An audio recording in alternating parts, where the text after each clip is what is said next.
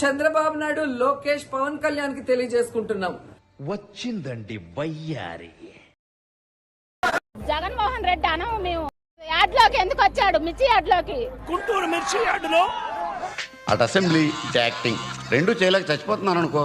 మీకు ప్రజల పక్షాన నిలబడి ప్రజలకి మంచి చేశాము అన్న నమ్మకం ఉంటే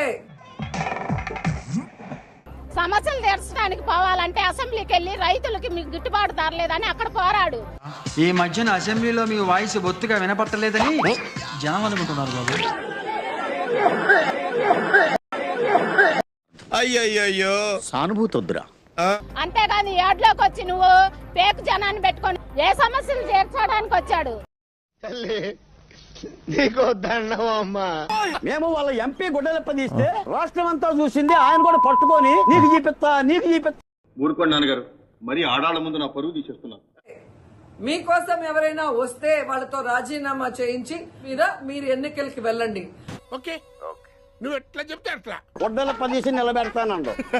5 ఏళ్ళు గుడ్డలెప్ప తీసి మనకు చూపించారు.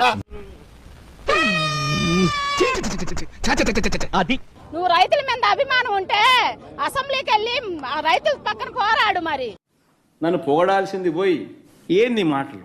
బట్టలోడు తీస్తా అని ఆ పదం 2 సార్లు వాడాడు. మరి బట్టలోడు తీసి చూడాలని కోరిక ఏంటో నాకైతే అర్థం కాలేదు. కానీ కౌంటర్ ఇచ్చావు కదరా నువ్వు.